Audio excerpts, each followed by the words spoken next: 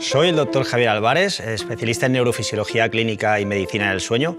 He escrito La ciencia del buen dormir y llevo 20 años dedicado a la medicina del sueño, a intentar ayudar a la gente a dormir mejor, tener mejor salud y mejor calidad de vida.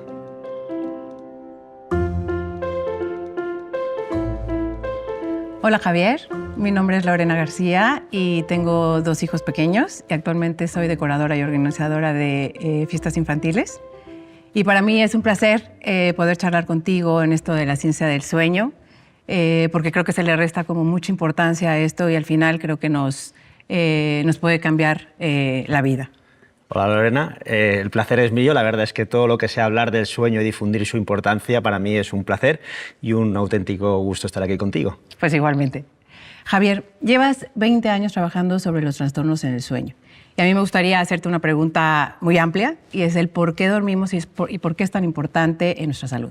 Fíjate, igual podríamos, antes de decir por qué dormimos, decir por qué no dormimos. Porque sí, la mayoría de la población no duerme las horas que necesita. Vivimos en una sociedad privada de sueño crónicamente.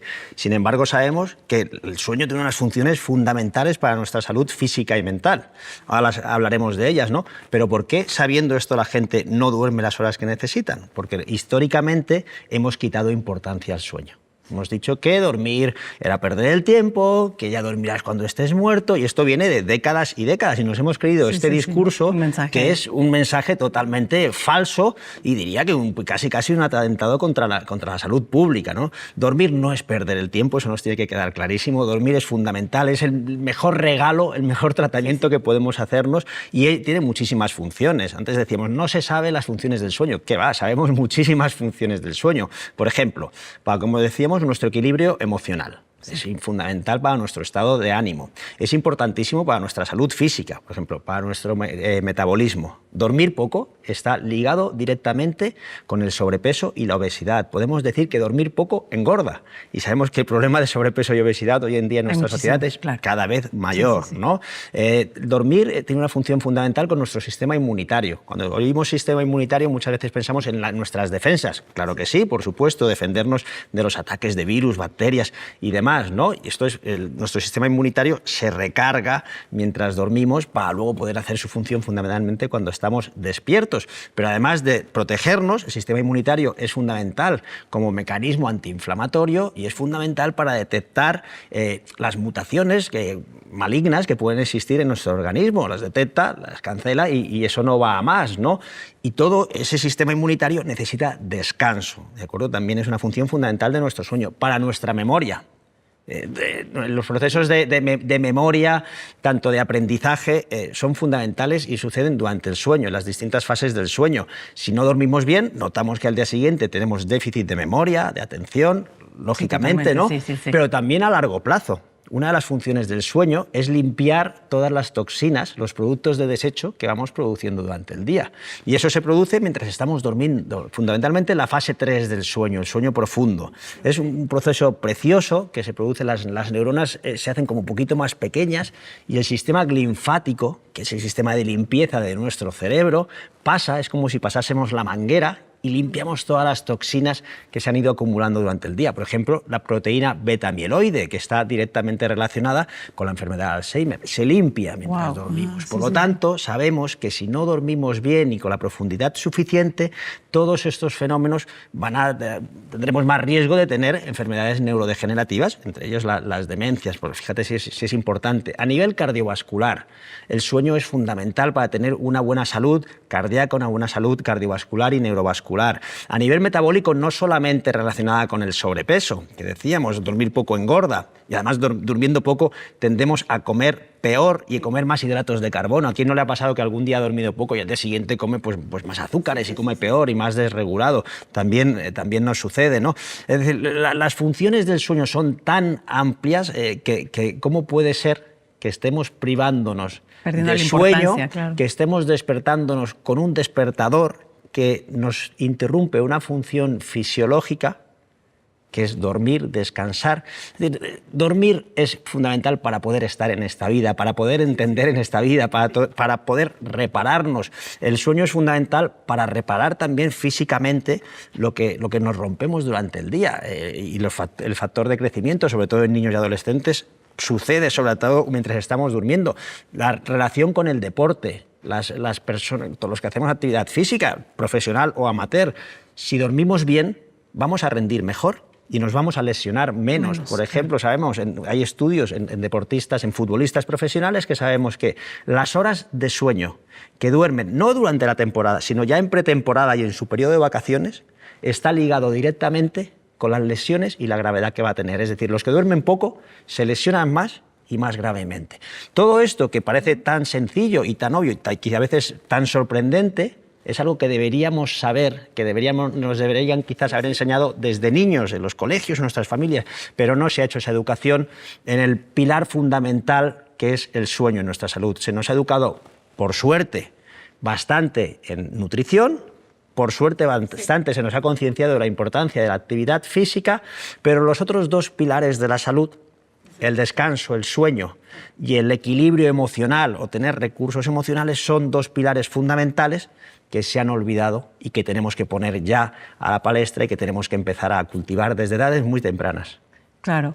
Javier, tú afirmas que perder horas de sueño puede afectar a nuestra inteligencia emocional. ¿Cómo funciona esto? Claro, es que el sueño tiene distintas etapas, distintas fases, ¿verdad? Hablamos del sueño no REM y del sueño REM. El REM viene del inglés de Rapid Eye Movement, es una fase del sueño en la que se mueven mucho los ojos. Esa fase REM es en la que soñamos. Una cosa muy curiosa también en esta fase es que si tú levantas el párpado de una persona que está en sueño REM, verás que se está moviendo continuamente y es porque está viendo como visualizaciones de lo que está soñando. Y también en esta fase del sueño hay relajación muscular, lo que llamamos atonía muscular, para que la persona...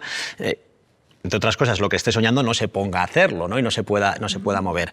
En esta fase REM, su función fundamental es para nuestro equilibrio emocional. Es cuando se producen pues, el acoplamiento de nuestras experiencias vitales del día a día, un poquito con el pasado. Es como si esa información que vamos captando en el día a día pues, se acoplase a nuestras experiencias, ¿no? Y nos da pues, este equilibrio emocional que es fundamental para nuestra salud y nuestra vida, ¿no? ¿Qué ocurre? Que el sueño REM está sobre todo al final de la noche. Nuestro ciclo lo definimos por ciclos, ¿no? Tenemos sueño no REM, que hablábamos al principio, que es fase 1, sueño superficial, aquello de Lorena, que te estás durmiendo. No, si estoy despierta porque es un duermevela. El sueño 2 no REM, que es el 50%, 60% de nuestro sueño, que es muy importante para el proceso de memoria. Es cuando se produce un poco la transferencia de datos. Nuestro hipocampo, que es como nuestro USB de memoria, donde vamos acumulando del día a día, llega un momento en que se puede saturar, ya no cabe más en ese hipocampo, es pequeñito en ese USB y necesita la noche para descargar esa información. Eso se produce sobre todo en la fase 2 del sueño y luego está esa fase 3 del sueño, que es la de ondas lentas, que sirve para limpiar nuestras toxinas, hormonas de crecimiento y demás. Y luego esa fase REM, que está al final. Pues pasamos fase 1 superficial, un poquito de sueño 2, fase 3, al principio del sueño y luego un poquito de sueño REM. Eso sería un ciclo del sueño. Okay. Esos ciclos del sueño se van repitiendo 3, 4, 5 veces a lo largo de la noche, con la característica de que al principio del sueño hay mucha fase 3, de limpieza y reparación y crecimiento, y al final del sueño hay más sueño REM, de nuestro equilibrio emocional. De hecho, el 70% de nuestro sueño REM prácticamente está en las 2, 3 últimas horas del sueño. Fíjate que decimos que a la mayoría de la gente le falta 1 o incluso 2 horas de sueño. A mí seguro. No solo falta un total de 2 horas del total del sueño, sino que estamos quitando un 60-70% del sueño REM, que es el que nos da la salud emocional. Es muy importante tenerlo en cuenta. Javier, en mi entorno veo que cada vez es más común las personas que no podemos conciliar el sueño. ¿Qué efectos tiene este mal dormir en nuestra salud y en nuestro bienestar? Bueno, aparte, tiene el efecto en todas esas funciones que hemos dicho al principio de qué ventajas tiene dormir o cuáles son las funciones del sueño a nivel inmunitario, a nivel cardiovascular, a nivel emocional, a nivel metabólico, a nivel de nuestro peso. Todo eso se va a alterar si dormimos mal, pero quizá podemos hacer mucho más hincapié en nuestro equilibrio emocional, ¿no? Que cada vez, por desgracia, es más frágil, estamos menos entrenados en la resiliencia. Estamos muy poco acostumbrados al cambio, creemos que podemos controlar todo y cualquier cambio a veces nos desborda un poquito, sí, sí. ¿no?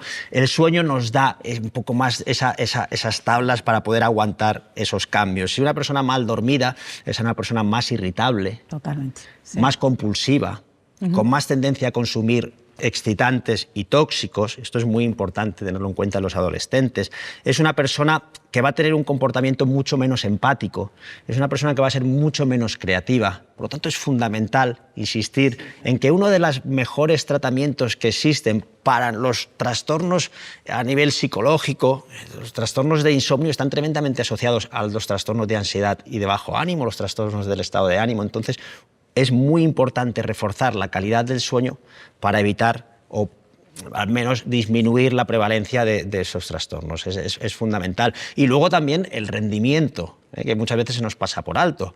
Y sabemos que muchas veces solo se le hace caso a algo si realmente es productivo económicamente, por desgracia en nuestra sociedad. Por desgracia, mala forma, pero por desgracia es así. Pues es muy productivo invertir en sueño. Para quien nos esté oyendo y pueda tener algo que hacer en esto, ¿no? A nivel de salud pública. Las personas mal dormidas son mucho menos productivas en el trabajo. Sí. Rinden menos, lo hacen peor y con menos ilusión. Tienen más bajas laborales. Está totalmente relacionado el número de horas y problemas de insomnio con número de bajas laborales y la duración de estas bajas. ¿Y qué decir de nuestros niños y nuestros adolescentes en cuanto al rendimiento académico? Sí, duermen mal, tienen muchísimos más problemas escolares, mucha menos resolución matemática, tienen peores calificaciones, claro. Son más agresivos con sus compañeros, son también menos empáticos y dormir poco en estas edades también aumenta directamente, hay estudios que relacionan directamente con el riesgo de bullying. Por lo tanto, fíjate si nos da un buen colchón emocional las funciones de el poder dormir todas las horas que necesitamos. ¿Cuáles serían los trastornos más comunes? Hay muchísimos trastornos del sueño. Fíjate que el más frecuente y que todo el mundo quizás esté pensando, mucha gente esté pensando cuando hablamos del sueño es en el insomnio, porque se asocia sueño e insomnio. Vale. Existen 88 trastornos del sueño reconocidos por la Organización Mundial de la Salud. Uno de ellos es el trastorno de insomnio crónico, pero hay muchos más. ¿Por qué hablamos tanto de insomnio cuando hablamos de los trastornos del sueño? Primero, porque es el más frecuente. Y segundo, porque el paciente insomne normalmente se sobreidentifica con su trastorno del sueño. Ya no es tengo insomnio. ¿Qué es eso de sobreidentificar? Precisamente esto, ¿no? Que tú si tienes un problema de insomnio, cuando el paciente viene a la consulta, te lo explico con un ejemplo que quizás se entienda mejor, un paciente viene a la consulta por cualquiera de los trastornos del sueño. Si un paciente viene, por ejemplo, porque ronca o se sospecha que tenga apneas o tiene un trastorno del ritmo circadiano o unas piernas inquietas, viene, tú le preguntas ¿en qué te puedo ayudar? Soy el doctor Álvarez, encantado de estar contigo, ¿en qué te puedo ayudar? Y te explica por qué, ¿no? Cuando es un caso de insomnio, no te explica, cuando le preguntas ¿en qué te puedo ayudar? ¿Qué te dice, Lorena? ¿En qué va a ser? En dormir, claro. Porque ya, quiere decir, si estoy aquí es porque soy insomne, tengo un problema de insomnio, porque al final el paciente con insomnio se sobreidentifica de tal manera que todo en su vida gira en torno al sueño, focaliza sobre su problema de insomnio. Eso, claro. Intenta controlar el sueño y eso es lo peor que se puede hacer en el sueño, hay que hacer todo lo contrario. Pero bueno, eso es un proceso y la verdad es que bueno, existen muchos más trastornos, ¿no? Como te decía, aparte del insomnio, el trastorno de apnea del sueño, que normalmente se asocia al ronquido y es dejar de respirar por la noche, también súper frecuente en nuestra sociedad y que tiene un gran problema. El 80% de los pacientes con apnea del sueño dejan de respirar por la noche, les falta oxígeno y tienen un sueño más superficial. El 80% no están diagnosticados. Sin embargo, tener apnea del sueño implica más riesgo cardiovascular, neurovascular, metabólico, desarrollar una resistencia a la insulina, una diabetes, problemas inflamatorios, problemas sistémicos. Sin embargo, estos pacientes muchas veces no van a la consulta porque no son conscientes, dejan de respirar mientras duermen y no se enteran y a veces no tienen ningún síntoma por el día. Algunos tienen somnolencia diurna, otros no. Es un problema muy importante, el problema de la apnea del sueño, de gran prevalencia. Tenemos, por ejemplo, el síndrome de piernas inquietas, una patología, la verdad, también muy curiosa y que puede afectar muchísimo a la calidad de vida. Es la sensación que aparece sobre todo con el reposo y por la noche, una sensación extraña que al paciente le cuesta describir, que es cuando estoy en reposo en el sofá o cuando me meto en la cama, noto una inquietud, una intranquilidad, una necesidad de moverme, me tengo que cambiar de posición, me molestan los calcetines, me pongo un cojín entre las piernas, fuera sábanas. Y normalmente causa dificultades para iniciar el sueño. Es otro trastorno bastante frecuente y que, por desgracia, históricamente no se ha diagnosticado porque lo conocemos hace un par de décadas, y que son pacientes con insomnio que muchas veces han sido tratados de forma no correcta porque no se conocía la enfermedad. Existen también los trastornos del ritmo circadiano, que es algo impresionante, súper bonito, los ritmos biológicos, y dentro de ellos el retraso de fase, muy frecuente en los adolescentes, o el adelanto de fase, muy frecuente en gente más mayor. Existen las parasomnias, que son trastornos de ¿qué hago mientras duermo? Sonambulismos, terrores nocturnos, trastorno de conducta en sueño REM, tener comportamientos anómalos mientras duerme. Como ves, existen muchísimos trastornos, sí, claro. Porque muchas veces dices, ¿qué tengo que hacer para tratar mi sueño? ¿Qué puedo hacer para dormir mejor? Vamos a ver primero qué es lo que te pasa. Pero es que es muy importante lo que estás diciendo, porque cada uno puede tener algo, pero ya te metiste en que tienes insomnio, ¿no? Y que es como muy importante el poder hacer un estudio. Total, porque es que además, claro, el paciente que a lo mejor tiene apnea del sueño, fíjate, las mujeres en la etapa de la menopausia, a partir de la perimenopausia, el 50% de las mujeres que tienen insomnio, que es un porcentaje muy alto, las mujeres en el climaterio que tienen insomnio es aproximadamente el 60% de ellas, por la bajada de estrógenos y la progesterona, que son dos fantásticos hipnóticos. Pues el 50% de estas mujeres que en la menopausia tienen síntomas de insomnio, suele ser un insomnio de me despierto varias veces por la noche, mi sueño es frágil, mi sueño no es reparador. En el fondo, detrás, en la mitad de ellas, hay un trastorno de apnea del sueño, pero no se diagnostica porque para hacerlo hace falta hacer un estudio del sueño. Entonces, siempre en medicina para mí hay algo que es básico, es antes de tratar tienes que diagnosticar.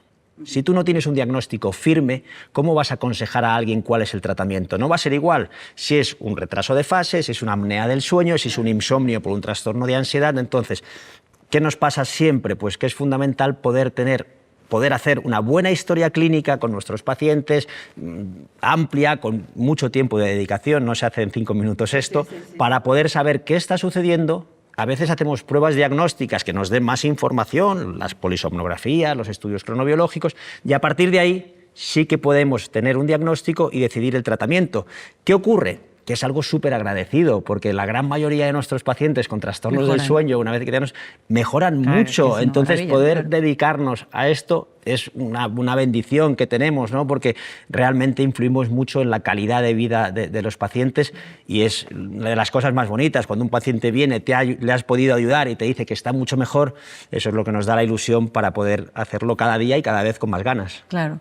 Retomando un poco lo que acabas de decir de las mujeres que están en menopausia y las que no, aún no entramos en esa fase, pero creo que también hay problemas de sueño a raíz de por razón hormonal. ¿Qué nos puedes hablar de esto? Porque yo lo sufro, entonces a mí me gustaría saber eso. Sí, efectivamente, las mujeres que duermen mal a partir de la menopausia es un porcentaje muy, muy alto. De hecho, se habla que un síndrome perimenopáusico y posmenopáusico lo tienen en torno a un 25% de las mujeres en intensidad alta. ¿Qué quiere decir? Tener, sobre todo, lo más frecuente son los síntomas vasomotores, los sofocos, las sofocaciones, sofocos y sofocaciones nocturnas, que lo conocemos. Se desregula el control de la temperatura a nivel del hipotálamo y por eso hay esas sofocaciones y luego estremecimiento. Y aparte de otros muchos síntomas que las mujeres que nos estén viendo lo conocerán bien, están los problemas del sueño, el insomnio, ¿no?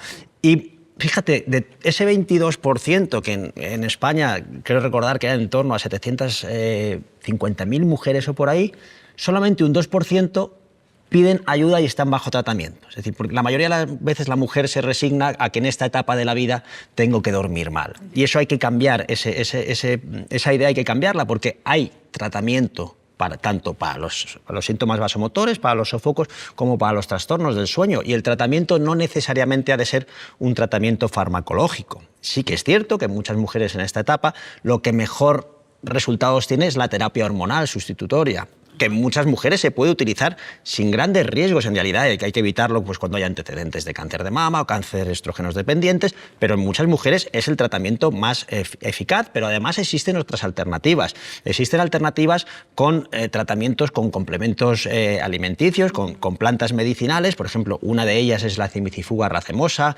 utilizar también el azafrán, que nos ayuda a tonificar la serotonina. En esta etapa lo que ocurre es que al bajar los estrógenos, aumenta el cortisol. ¿de acuerdo? El cortisol es una de las hormonas del estrés, y ese aumento del cortisol inhibe la segregación, la producción de la serotonina, nuestro neurotransmisor de la alegría, y también está muy relacionado la serotonina con el sueño. Y al bajar la serotonina también baja la melatonina. Eso es lo que provoca las alteraciones del sueño en la gran mayoría de las mujeres. Y también esa sensación de me despierto con el calor, totalmente sudada, y me despierto varias veces con ello. Esos tratamientos, la terapia hormonal sustitutiva y también estos tratamientos con plantas medicinales, suelen ser muy útiles y mejoran los síntomas en un porcentaje muy alto. Por lo tanto, el mensaje es que no se resignen estas mujeres y que busquen ayuda, porque se puede solucionar. Y se puede solucionar no solo tomando a veces estos complementos, sino también, que es muy importante, el estilo de vida. No hay que dejar de tener actividad física, bueno, los hábitos generales que para toda la población vienen bien, ¿no? Pues en este caso, pues igual o incluso más importante, ¿no? Pero que hay tratamiento y que muchísimas mujeres pueden mejorar, y sobre todo también que normalmente estos síntomas, por suerte, son autolimitados en el tiempo, y a veces, pues tratando esa etapa, después el sueño se va a normalizar. Incluso hay veces que tenemos que utilizar fármacos hipnóticos para mejorar el sueño, mientras que sea bajo control médico y un tiempo limitado, pueden ser una ayuda, pero no de forma automedicación, sin ningún control médico y perpetuándolo enormemente. Sí. Uno de estos fármacos, o de la familia de los fármacos más utilizados para el insomnio, también en esta etapa, son las benzodiazepinas, unos fármacos que son hipnóticos, son ansiolíticos, son miorelajantes, pero tienen grandes problemas. Generan dependencia, enganchan. Se suele hacer tolerancia, cada vez necesita una dosis más alta, y además, con el tiempo, en dosis altas o mantenidas, pueden provocar problemas de memoria. Por lo tanto, tenemos que utilizarlos con mucho control médico y no más de 2 semanas. Tenemos un dudoso logro, ¿no? Una dudosa medalla de oro. Somos el país a nivel europeo que más benzodiazepinas consume. El uso medio recomendado son 15 días. Sin embargo, en nuestro país, los últimos estudios dicen que están en torno a los 160 días de utilización. Por lo tanto, la medicación, incluso en esta etapa de sueño tan difícil, siempre ha de ser controlada, y saber que hay otras muchas cosas que se pueden hacer y que pueden mejorar el sueño. Claro. ¿Qué consejos nos podrías dar para estas personas, incluyéndome a mí, para conciliar el sueño? Lo más importante en el insomnio, diría, como en casi todas las enfermedades, es tener muy en cuenta nuestro estilo de vida. Cada vez más vivimos en una medicina de tratamiento del síntoma. Vamos a tratar el síntoma, estamos normalizando la enfermedad crónica, estamos tratando el síntoma, pero no estamos, yo creo que suficientemente previniendo que aparezca la enfermedad. Por lo tanto, saber que el insomnio, aunque puede haber una predisposición genética y puede haber factores precipitantes en nuestra vida que hagan que aparezca ese insomnio, la enfermedad, la muerte de un familiar, tantas cosas, ¿no? Una hipoteca que no puedo pagar, o tantos temas que pueden hacer que aparezca ese insomnio. Lógicamente, en esos momentos puntuales, el insomnio no lo voy a corregir con hábitos. Va a haber que hacer otras cosas, ¿no? Pero como hábitos generales para mejorar el insomnio es estilo de vida, y en ese estilo de vida tienen que entrar, podemos decir, 5 aspectos fundamentales. Uno es la actividad física. La actividad física, nuestra especie es una especie activa, y cada vez estamos más sentados en una silla, en un despacho, sin movernos. El sedentarismo empeora el sueño. Necesitamos, y no por aquello de que necesito cansarme mucho para estar agotado y dormir, si me agoto demasiado a veces es peor, ¿no? Pero tener una vida activa durante todo el día, si puede ser. O sea, hay gente que tiene una vida tremendamente sedentaria, pero se mete 45 minutos en el gimnasio a hacer una actividad intensísima y piensa que con eso tiene una vida activa. No, tenemos que movernos todo a lo largo del día, con algunos métodos que pueden resultar un poco extraños a la gente. Es decir, lo ideal, si estás en un trabajo muy sentado, es que cada 50 minutos, 1 hora, te levantes y camines un poco, te muevas, incluso puedas hacer unas sentadillas, unas flexiones, unas abdominales. Según donde trabajes te van a mirar un poco raro, pero bueno, a ver si conseguimos incorporar estas cosas. Pero bueno, ¿no? Estaría muy bien incorporarlo, claro. La actividad física es fundamental. Segundo es cómo utilizamos la luz. Somos un animal diurno también, que necesitamos la luz natural para nuestra salud en general. No entraré en detalles porque los beneficios de la luz natural son muchísimos, pero necesitamos luz natural. Al menos deberíamos estar 2 horas al día al exterior con luz natural. Lógicamente, cuando estamos en verano, en meses de radiación alta, hay que evitar las peores horas por el riesgo dérmico, pero hay que tener una exposición a la luz, hay que estar al exterior. Y no vale, mi casa o mi trabajo es muy luminoso y ya tengo luz. Siempre que haya un cristal por el medio, por muy luminoso, no es lo mismo que estar al exterior. Un día nublado si estoy al exterior, recibo más luz que un día soleado en un interior. Hay que tenerlo en cuenta. Al menos deberíamos estar 2 horas al exterior. Y si esa luz puede ser por las mañanas, es mejor, porque una de las principales señales que recibe nuestro cerebro de ha empezado el día, ya puedes ponerte en marcha, es recibo luz natural. Por lo tanto, recibir luz natural al menos 2 horas al día es importantísimo. Nosotros tenemos pues, cerca de 1000 pacientes estudiados de cuánta luz natural están recibiendo al día y la media es de menos de 1 hora, de unos 53 minutos. Estamos muy cortos. Y no solo afecta al sueño, afecta a nuestro estado de ánimo, los niveles de vitamina D, problemas osteomusculares y tantas otras cosas, sistema inmunitario y tantas otras alteraciones. Por lo tanto, luz natural es importante. Y luego el contraste, luz natural y oscuridad. Desde el que el querido Thomas Edison iluminó la bombilla y tenemos luz artificial, los ritmos circadianos, los ritmos biológicos se alteraron muchísimo porque tenemos luz 24 horas al día. No tenemos el periodo de oscuridad respetado. Pero desde la era digital y las pantallas, aquello ya ha sido tremendo. ¿Por qué? Porque estamos continuamente emitiendo, enfrente de dispositivos móviles, tablets, ordenadores, que emiten una luz azul muy intensa, que es como si estuviésemos al exterior, no en los beneficios de la luz natural, pero sí en cuanto a decirle a mi cerebro, ojo, es de día, no produzcas melatonina, que es la neurohormona del sueño, y por lo tanto nuestro cuerpo no se prepara para dormir. Por lo tanto, muy importante, luz natural y evitar luz artificial, la máxima por el día, tener no tanta, y sobre todo 2-3 horas antes de dormir, no pantallas. Ese sería un segundo aspecto muy, muy importante. Otro muy olvidado, que quizá pueda sorprender, los contactos sociales. Los contactos sociales no son los followers, no son los likes que me dan, contactos sociales reales. También somos una especie social y necesitamos el contacto social y necesitamos hablar y que nos escuchen y necesitamos abrazarnos y necesitamos estar con gente. Hace poco leía que en Estados Unidos ya hay un 25% de la población que no tiene ni siquiera un amigo. Ahí vamos, ¿no? Eso es...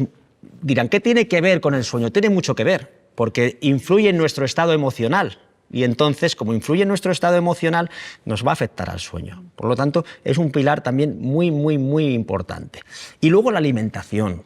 Tener una alimentación equilibrada, que muchas veces confundimos, ¿no? Dieta mediterránea, creo que comemos bien, y luego miras un poco debajo lo que hay, la letra pequeña, y es un auténtico desastre, con muchísimos alimentos procesados, también con comer a deshoras. Vivimos en un país de unos horarios muy tardíos, y unos horarios muy tardíos en parte marcados también por los horarios de la comida, muy tarde, y la cena tardísimo.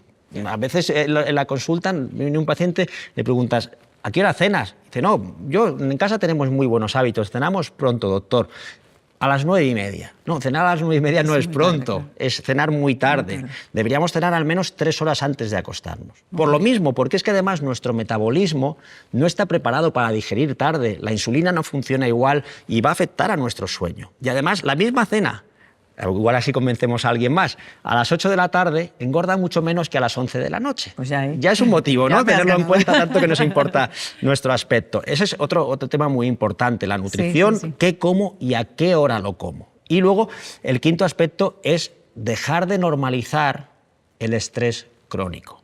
Vivimos en una sociedad en la que vivimos estresados crónicamente y como nos hemos habituado, parece que sea normal. ¿Tienes estrés? Va, no. O lo normal. ¿No? Porque además vivimos muy en el estado, por una parte, de la lucha-huida, continuamente en alerta. No hay que olvidar que la lucha-huida, el sistema de defensa de adrenalina, noradrenalina y cortisol, fue desarrollado para escaparnos de un peligro real, de ese león que me va a comer, de ese fuego que me va a quemar. Pero los peligros en la vida actual no son tan vitales, no son tan instantáneos, que en mi sistema de alerta, reacciones y que son más crónicos. Un estrés laboral, un jefe tóxico, unos problemas económicos, unos problemas en casa de pareja, una enfermedad, tantas cosas que son mantenidos en el tiempo y nuestro sistema de defensa, nuestro sistema de alerta no está hecho para estar continuamente en ello. Por lo tanto, funciona mal y vivimos en una sociedad estresada crónicamente, que además hemos normalizado el estrés crónico. Entonces hay que parar un poco. Y ahí entra en juego fundamentalmente, aparte de dar una educación emocional a la gente, trabajar mucho, nosotros trabajamos mucho con saber estar en el presente, no estar continuamente en el futuro, que nos genera ansiedad, y además sabemos que el futuro nos lo inventamos y que de lo que nos inventamos y estamos sufriendo por si pasará, el 95% no pasa nunca, o estar en el pasado que nos genera nostalgia y muchas veces bajo ánimo. Conseguir estar en el presente. Y eso en el insomnio es súper útil, porque si no, nuestros pensamientos nos arrastran, ¿no? Pero claro, decirle a alguien no pienses en el insomnio, hay que entrenarlo. Y la mejor herramienta que la neurociencia ha descubierto en los últimos años que nos ayuda a entrenar nuestra atención y estar en el presente es el mindfulness, la meditación, es la autocompasión, que es cómo aprender a ser más amable conmigo mismo. ¿Por qué somos tan autoexigentes? ¿Por qué siempre estamos en el perfeccionismo? ¿Por qué queremos controlarlo todo si nos enferma? Y además no es posible. Exacto. Además no es posible. Todo eso a veces necesita pues, un tratamiento a nivel psicológico, un cambio de hábitos, pero es fundamental. Y con esos 5 pilares es mucho más fácil que podamos dormir bien. Voy a retomar uno de los puntos que me parece muy importante, porque creo que no se le toma el foco suficiente, que son las pantallas. Hablaste de ese tiempo en las pantallas, ¿no? de antes de dormir. ¿Qué es lo que sucede en nuestro cerebro cuando estamos expuestos a las pantallas antes de dormir? Antes de dormir y durante el día en general también, porque es cierto que la luz de noche es la que más nos perjudica, pero estar expuestos a mucha luz artificial durante el día también es perjudicial. Pero vámonos a esas 2-3 horas previas al sueño. ¿Qué pasaba antes de que tuviésemos luz artificial? Cuando nos íbamos a dormir había 2 señales externas. Una era la oscuridad. Como mucho había un fuego o una vela, que es una luz cálida, pero no había luz con un componente azul que es el que nos excita. Y luego había una bajada de temperatura. Bajada de temperatura es una señal para que nuestro cuerpo entienda que viene el sueño. Hoy en día vivimos en ambientes normotérmicos, siempre estamos a la misma temperatura, ya hemos perdido una de las señales, y la otra es la oscuridad. Esas pantallas emiten una luz con un componente azul que nos mantiene en alerta, que inhibe la segregación de melatonina, que es la neurohormona que le dice al resto de nuestro cerebro, prepararos que viene el sueño. Es como un sincronizador. Ahora va a empezar a tocar dormir. Si no tenemos esa subida de melatonina, nuestro sueño se va a alterar. La luz es una de las causas por las que las pantallas nos hace dormir peor, pero no es la única. También nos tiene en ese estado de alerta. La luz, las redes sociales, el multitasking, el estar viendo una cosa, ahora otra, el bombardeo. Ya los algoritmos están hechos para ver continuamente imágenes. Sí, sí. Eso a nivel cerebral nos provoca una cantidad de actividad beta, de actividad rápida, que nos mantiene en alerta. Y para dormir hay que hacer todo lo contrario. La actividad de nuestro cerebro se tiene que ir lentificando, cada vez más ondas lentas, para al final, cuando dominen esas ondas lentas en la gran parte de nuestro cerebro, caemos en las manos de Morfeo. Por lo tanto, antes de dormir, no solo no pantallas 2-3 horas antes, que puede parecer un poco una utopía, pero es que porque hemos normalizado también tener pantallas hasta el mismo momento, ¿no? Sino además podemos, como siempre, hay que cambiar una cosa por otra, ¿no? ¿Qué hago entonces? Porque si ahora a la gente le dices, estate 2 horas sin pantalla, la mayoría estarán pensando, ¿y qué hago 2 horas sin estar con el móvil? Sí, estás más ansioso. ¿Qué hago 2 horas sin abrir las redes sociales, no? Porque tampoco sabemos aburrirnos, tampoco sabemos no hacer. Lo ideal es un tiempo no hacer. El tiempo de aburrimiento es fundamental. Pero retomemos la lectura, cojamos un libro en casa, con una luz ambiente cálida, ¿no? Cálida muy anaranjada, y reposemos un poco y leamos, ¿de acuerdo? Técnicas de relajación. Vuelvo al mindfulness, la meditación, charlar, compartir con los nuestros. Eso va a producir un estado de mayor relajación, porque no hay que olvidar, Lorena, que para dormir, al momento de dormir, hay que llegar descansado. No puedo llegar a 200 al momento de dormir y pretender parar ese tren de golpe. No, tenemos que tener un periodo de desescalada. Y eso es fundamental con esos buenos hábitos y esas buenas rutinas. Háblame un poco de la relación de la alimentación con el sueño. Bueno, decíamos que es uno de los cronorreguladores, ¿no? Que la alimentación es importante tanto el momento en el que comemos, hemos hablado de esa cena no tardía.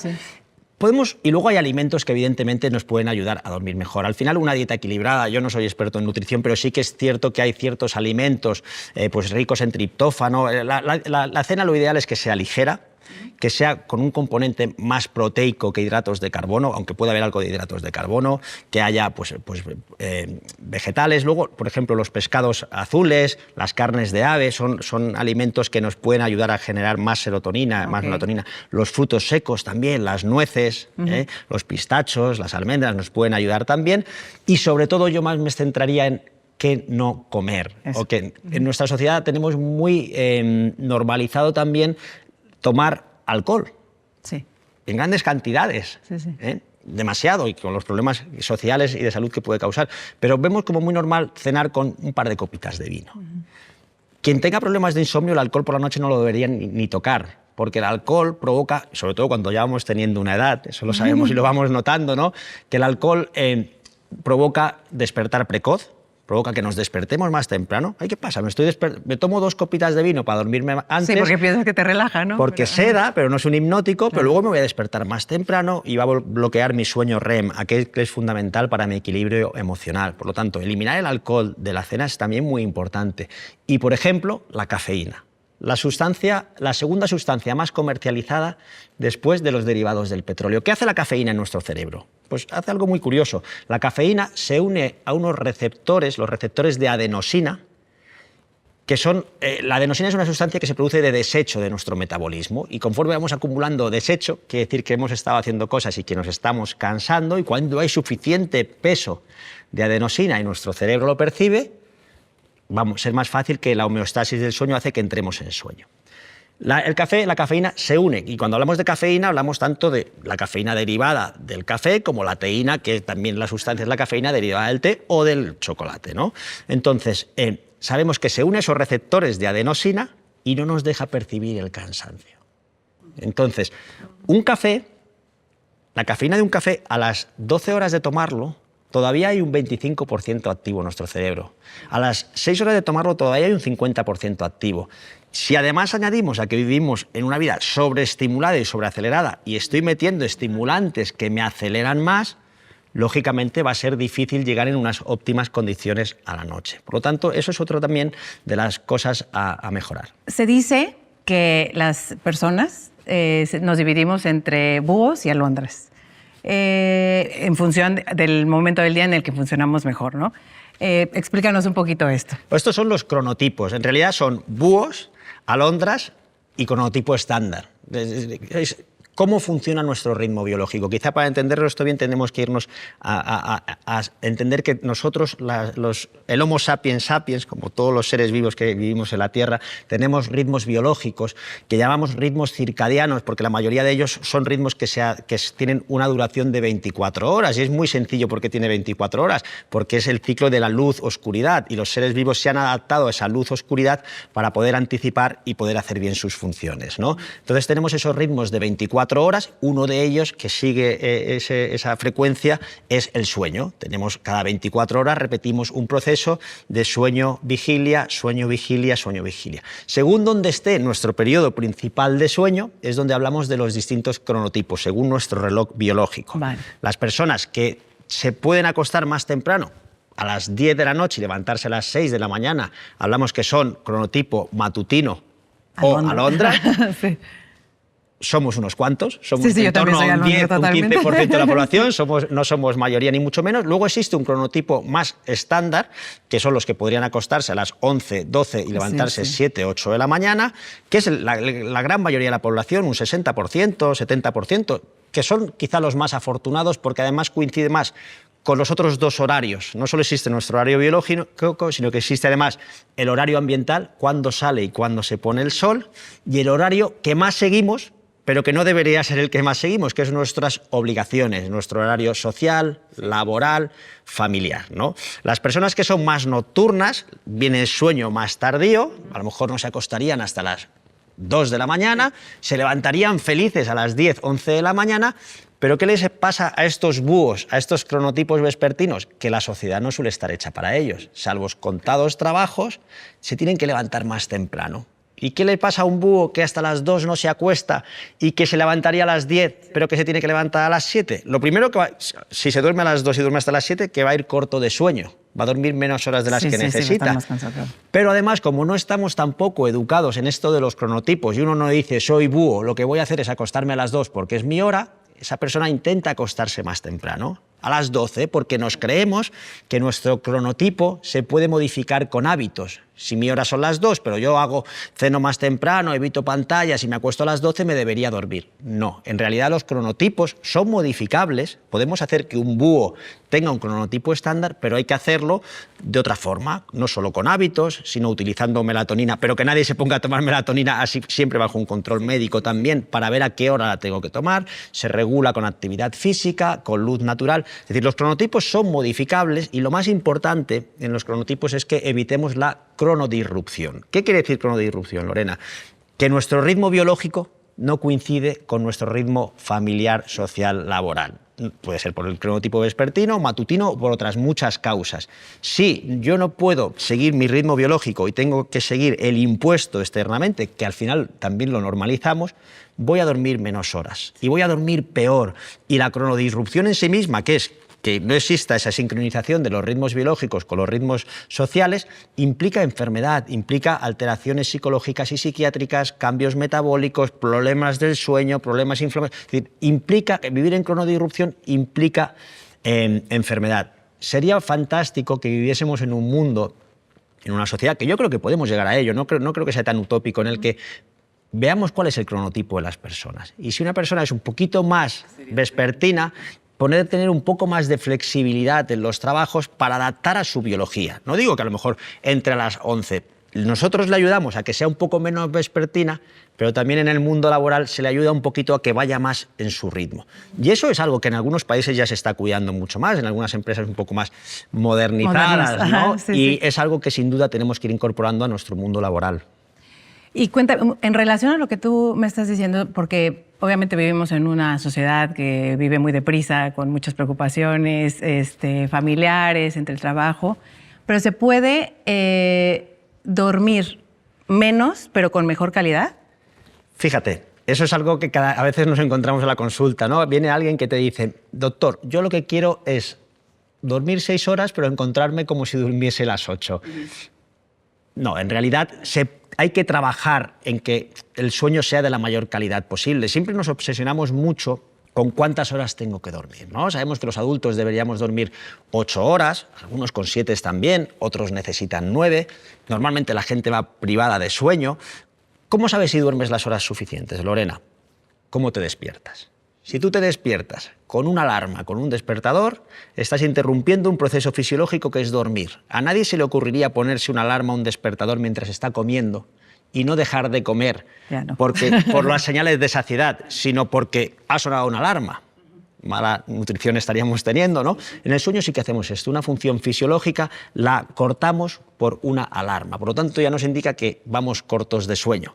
Entonces, es importante, lo ideal sería que pudiésemos dormir las horas que nos despertemos sin alarma, cantidad suficiente, pero hay 2 parámetros importantes más. Uno es la profundidad, la calidad que decías, que tengamos suficiente sueño REM, que tengamos suficiente sueño de ondas lentas, sueño profundo, porque cada uno tiene unas funciones, y que tengamos también una continuidad, sería el tercer parámetro, cantidad de sueño, calidad, que tengamos sueño profundo y sueño REM suficiente, y continuidad, que no tengamos excesivos despertares por la noche. Si tenemos esas 3 características de nuestro sueño, ¿cómo nos vamos a despertar? Felices, contentos, llenos de energía, con ganas de ver a nuestra gente, con ganas de trabajar, con ganas de hacer nuestros quehaceres diarios. Si vamos cortos de sueño, o nuestro sueño no es profundo, o nuestro sueño es interrumpido, todo eso no va a suceder. Sí. Hablemos de la siesta. Porque, bueno, en el mundo se dice que es como una costumbre muy mediterránea o incluso de vagos. ¿Qué hay de cierto en esto? ¿Entonces la siesta? No. No, o sea, igual fines de semana, sábado, domingo, que estoy viendo la tele a esa hora y me quedo dormida un poquito, pero...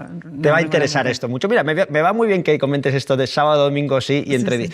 Cuando hablábamos de los ritmos, hago un pequeño paréntesis, de los ritmos circadianos, hay que recordar que esos ritmos son de 24 horas y que no hay ningún ritmo biológico que siga un ritmo semanal. O sea, tu sueño, si tú necesitas siesta, la necesitas tanto el lunes como el domingo, porque los ritmos son de 24 horas, pero luego aplicamos los ritmos sociales. La siesta no es nada social, no es algo mediterráneo, no es algo de vagos, es algo biológico de nuestra especie. El sueño del Homo sapiens sapiens es un sueño de periodo principal de sueño nocturno, de las horas, como hemos dicho, dependiendo de la persona y de las edades, y de un pequeño periodo de sueño diurno, normalmente hacia el mediodía, en el cual también hay un sueño fisiológico. Lo que pasa que prácticamente desde la revolución industrial, en la que entramos en el mundo acelerado de 24 horas al día, 7 días a la semana, 365 días al año, productividad total, hacer multitasking, no estar en el presente, sino estar en el futuro, en la aceleración. ¿Dónde metes una siesta ahí? Y entonces pues ha habido esos falsos mitos de que dormir la siesta es algo de vagos, es algo mediterráneo y demás. No, es algo propio de nuestra especie que hemos suprimido y además muy mal suprimido. En la infancia, por ejemplo, los niños hasta los 6 años deberían dormir la siesta sin ningún tipo de... Y pues evidentemente, por cómo está formado el sistema educativo, muchas veces la siesta se suprime muchísimo antes. A los 4 se los quitan. Se acabó, ¿no? Y eso es un problema importante. Pero los adultos también deberíamos tenerla. La siesta nos ayuda a tener mejor humor. La siesta tiene grandes efectos a nivel cardiovascular. La siesta está relacionada, el hacer o no la siesta, con problemas de infartos de miocardio, por ejemplo. ¿De acuerdo? La siesta está directamente relacionada con nuestra productividad también. En esto son también, como en otras muchas cosas, los japoneses son ejemplo a seguir, ¿no? Ellos tienen muchos estudios hace ya décadas de trabajadores que les dan la posibilidad de hacer la siesta y la hacen, y otros que no la hacen. Y saben que los que hacen la siesta, aun trabajando media hora menos y haciendo una siesta de 20 minutos, aparte de tener menos bajas laborales, son más productivos. Claro. Es clarísimo, ¿no? La siesta, luego la siguiente pregunta que suele surgir es ¿y de cuánto tiene que ser la siesta? Era mi siguiente pregunta. Sí. Entonces, la siesta. Una siesta de 20-30 minutos sería lo ideal. Okay. Pero también es que todo esto es muy personalizable, porque habrá personas que no tengan problemas del sueño, que no tengan un problema de insomnio ni ningún otro trastorno del sueño, que duerman de maravilla por la noche, que duerman 8 o 9 horas y que además hagan una siesta de 1 hora y se levanten de maravilla. ¿Tienen que hacerla más corta? Por supuesto que no. Su naturaleza les está pidiendo ese sueño. Pero en muchas personas sí que ocurre que si la siesta es más de 20 o 30 minutos, ya entras en sueño profundo, en sueño de ondas lentas, y entonces te levantas como un poco aturdido, que dices, ostras, me ha acostado la siesta y me he levantado peor de lo que estaba. Es porque se entra en unas fases de sueño excesivamente profundo, el sueño de ondas lentas, la fase 3, la cual nuestra actividad cerebral es, como dice su palabra, muy lentas en esta fase del sueño, que es cuando limpiamos toxinas, sobre todo nuestras neuronas se conectan en un baile armónico precioso, todas las neuronas del cerebro, pero claro, ellas están bailando en un baile armónico, pero tú te despiertas y el nivel de conciencia está muy lejos de ser el óptimo. Y luego también la siesta a veces puede ser un signo de alarma, una necesidad de siesta muy prolongada o muy marcada de que no estoy durmiendo bien por la noche, de que voy corto de sueño. A veces puedo tener una apnea del sueño, que decíamos que es un fraccionamiento por parar de respirar, y noto que hay un aumento de somnolencia diurna muy claro y no puedo pasar sin una siesta prolongada. O sea, a veces nos puede decir, ojo, mucha necesidad de siesta, quizá haya un trastorno del sueño. Y a lo mejor alguien que nos está escuchando dice, ya, pero yo trabajo por turnos, o yo trabajo por la noche, yo llevo unos horarios que solo me permiten dormir 5 horas de sueño nocturno. Claro. ¿Qué tengo que hacer? ¿Una siesta de 20 minutos? ¿Una siesta de media hora? Es mucho mejor dormir 5 más 2 que dormir solamente 5. O sea, lo ideal sería dormir las 7 nocturnas o las 8 nocturnas, pero si no puedo porque mis horarios laborales me lo impiden, está muy bien complementarlo con una siesta más larga durante el día. Muy interesante esto. Hablemos de la adolescencia, ¿vale? Porque es posible que los adolescentes estén durmiendo tan poco como los adultos. ¿Qué consecuencias puede tener esto? Pues me encanta que saques este tema, Lorena, porque para mí es de los que más deberíamos hacer hincapié, ¿no? La adolescencia. Si toda la población o la mayoría de la población va privada de sueño, el grupo de edad que más privados de sueño van, que más horas le falta de sueño, son los adolescentes. ¿Cuántas horas crees que debería dormir un adolescente? Y hablamos de adolescencia entre los 12 y los 22 años, como características neurocognitivas, de cambio a nivel neurocerebral. Yo creo que unas 12. Ojalá durmiesen eso. Eso es lo que duermen, lo que duermen el fin de semana porque van cortos de sueño. Deberían dormir 9 horas. Okay. 9 horas de sueño. Si preguntas, nosotros hicimos un estudio hace poquito en un instituto en Barcelona y vimos que casi ninguno dormía 9 horas y que la mayoría estaban por debajo de 7. Más del 90% estaban por debajo de 7 horas. Sabemos que un adolescente que duerme 7 horas en vez de 9 tiene un 50% más, por ejemplo, de desarrollar una esclerosis múltiple. Wow. Datos importantes, ¿no? Sí. Duermen menos horas de las que necesitan porque tienen un día muchas veces sobrecargado, ¿no? Con muchas horas de clase, luego los cargamos de actividades extraescolares que además son súper tardías. Tendríamos que hacer un planteamiento, es decir, ¿cómo podemos tener a nuestros adolescentes, a nuestros jóvenes saliendo del fútbol o del deporte que hagan o del baile o de lo que hagan a las 10 de la noche, a las 11 de la noche? Si esa hora ya deberían llevar una hora durmiendo. Deberían haber tenido ese proceso de desescalada, de relajación. Entonces, los horarios de los adolescentes a esas horas están muy mal montados. La actividad física y las extraescolares deberían estar a primera hora de la mañana. Duermen poco, por estos horarios que tienen. Luego también influyen los horarios escolares. Fíjate qué curioso que en primaria los niños entran al colegio a las 9 de la mañana, ¿verdad? Sí. Y cuando llegan a la ESO, de repente, en la mayoría de los centros, entran a las 8 de la mañana. O sea, se les adelanta una hora.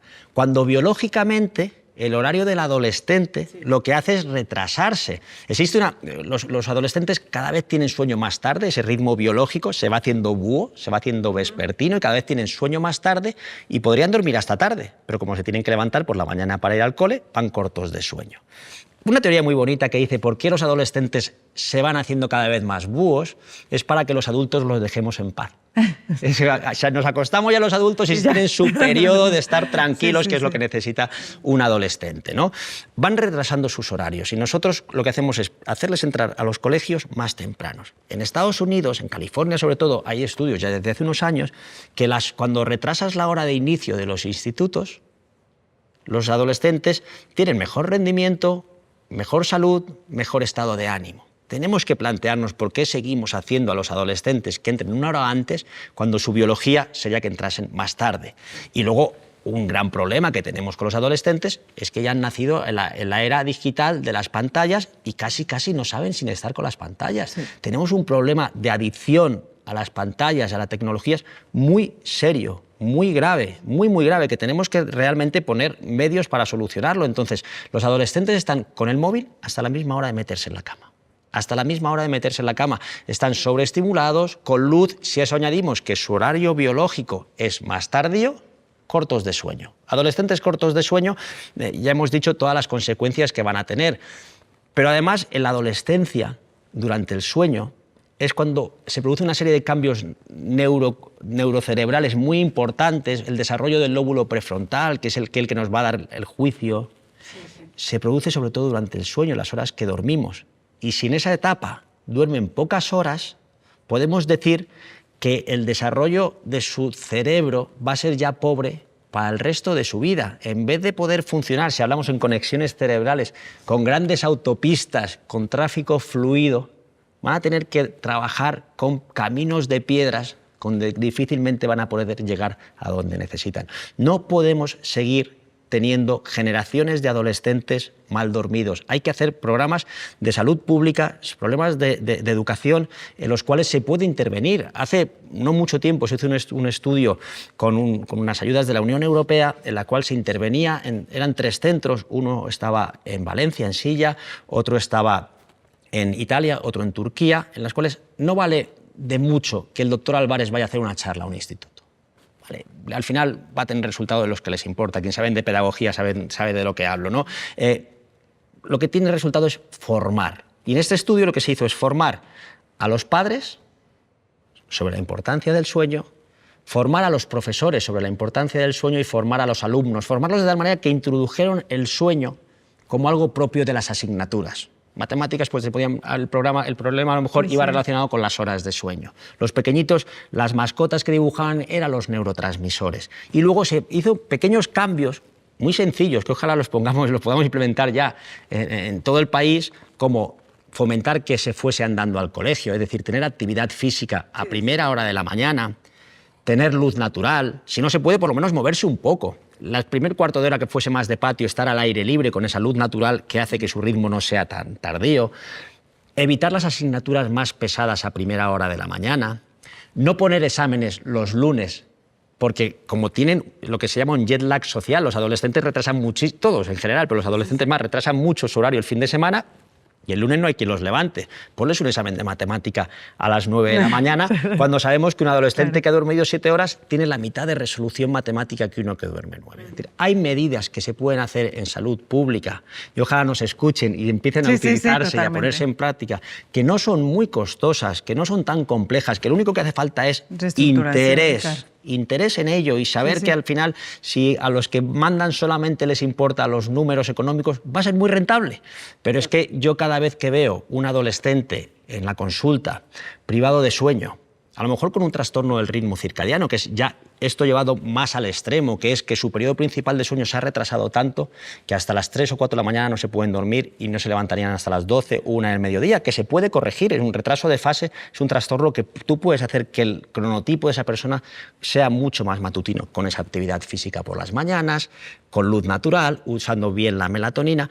Esto no es tan costoso, tenemos que hacerlo ya, porque es que cuando tú consigues que esa persona empiece a dormir bien, la sonrisa en su cara, el cambio, cómo le brillan los ojos cuando tú le explicas a un adolescente lo que te pasa no es que seas un vago, no es que no te interese nada, no es que pases de todo, como se piensa en las familias, porque si yo tengo un hijo que no se quiere acostar hasta las 2 o 3 de la mañana y por la mañana no hay quien lo levante y el fin de semana se queda hasta las 12 o la 1, no voy a pensar, pobre mi hijo, tiene un trastorno del ritmo circadiano, que es un retraso de fase, y lo voy a llevar a que... No piensa eso, normalmente se piensa, es un vago, no le interesa nada, problemas familiares, problemas escolares, y cada vez que en la consulta vemos uno de estos adolescentes y les cambias el ritmo circadiano, consigues que no vayan privados de sueño, eso no tiene precio, es una cosa maravillosa y se puede hacer. Yo cada vez que consigo tratar a uno y ayudarle, lo primero que me viene a la cabeza es ¿cuántos más hay? Y hay muchos, por lo tanto tenemos que actuar ya. Cuando, por ejemplo, y en relación con esto, ¿no?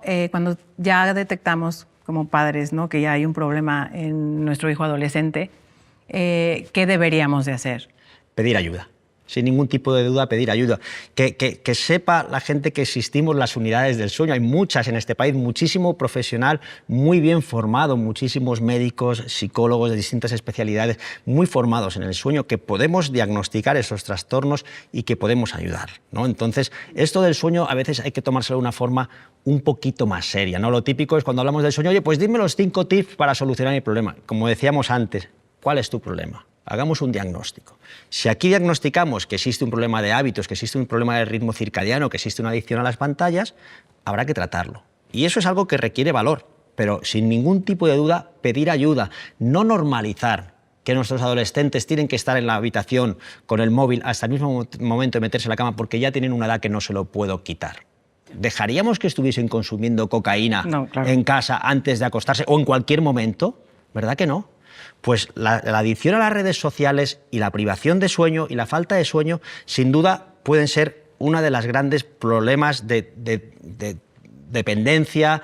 Podremos comparar como si fuese la heroína de nuestra década. Por lo tanto, hay que poner, insisto, medidas. Y no quiero dejar un mensaje ni muchísimo menos pesimista, es todo lo contrario. Si insisto tanto en ello, es porque funcionan muy bien esas medidas. Se pueden hacer, que pidan ayuda, porque se puede solucionar. Javier, mi última pregunta, y es acerca, tú has hecho una afirmación de que el problema del sueño es un asunto de salud pública. ¿Qué deberíamos de hacer como sociedad? ¿Qué debería de cambiar? Uy, esto es realmente es largo, ¿no? Si me permites, podría referir a quien esté muy interesado en este tema. Yo acabo de publicar un libro que es La ciencia del buen dormir, con la editorial Península, en la que damos muchas explicaciones de qué deberíamos hacer. Lo primero que deberíamos hacer es tomar conciencia del problema. Y una vez que tengamos conciencia del problema, priorizar, saber que tiene tal grado de consecuencias que no podemos dejarlo como sí, ya sé, ya me están contando, nos han dicho qué interesante todo lo que han explicado, pero ahora vuelvo a mis rutinas y vuelvo a normalizar que voy privado de sueño. No lo hagamos. pongamos todo el interés y todos los recursos posibles por vivir mejor dormidos, porque no solo es un beneficio personal, mejor salud física, mejor salud mental, es que ganamos como sociedad. Una sociedad bien dormida es una sociedad muchísimo mejor, muchísimo más sana. Por lo tanto, vamos a hacerlo porque es posible y sin duda todos lo agradeceremos. Pues muchísimas gracias, Javier. Ha sido un placer entrevistarte y, por supuesto, tener toda la información. Ha sido muy útil y seguro que para toda la gente. Gracias a ti, Lorena. El placer es mío y ojalá ayudemos a mucha gente a dormir mejor. Claro que sí.